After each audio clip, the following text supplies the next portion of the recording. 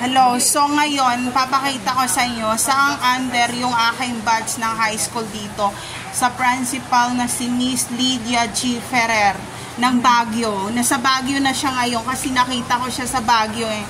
Si Miss Lydia G. Ferrer nasa Baguio na, pero hindi na siya yon, yung anak na niya na Marines, and Marines Corps din siya ng Awang Airport. So ito siya, ito yung principal namin noon. Ayan.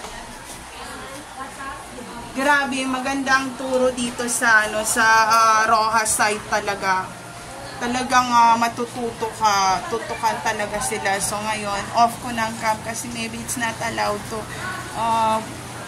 video na. And ito yung view dito. Walang nabago, ganyan-ganyan pa rin.